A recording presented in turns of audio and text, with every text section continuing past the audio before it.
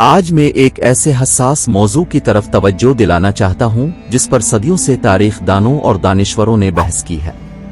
چھٹے مغل شہنشاہ اورنگزیب عالمگیر کی میراث ایک تنازع کا شکار رہی ہے۔ کچھ ہندو برادریوں نے ہندو مندروں کی تباہی اور ہندوؤں پر ظلم و ستم میں ان کے مبینہ کردار پر تنقید کی۔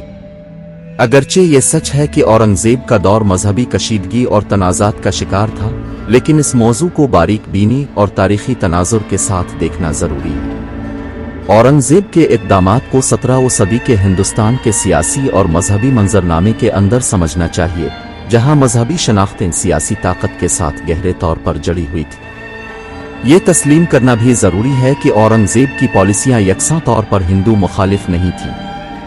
در حقیقت بہت سے ہندو اس کی انتظامیہ میں اعلیٰ عہدوں پر فائز تھے، اور وہ خود ہندو علماء اور فنکاروں کی سرپرستی کرنے کے لیے جانا جاتا تھا۔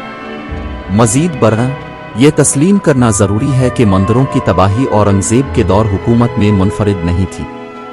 مندروں کی تباہی پوری ہندوستانی تاریخ میں ایک عام عمل تھا، جس کا ارتکاب مختلف حکمرانوں اور سلطنتوں نے کیا، بشمول ہندو اور مسلم خاندان۔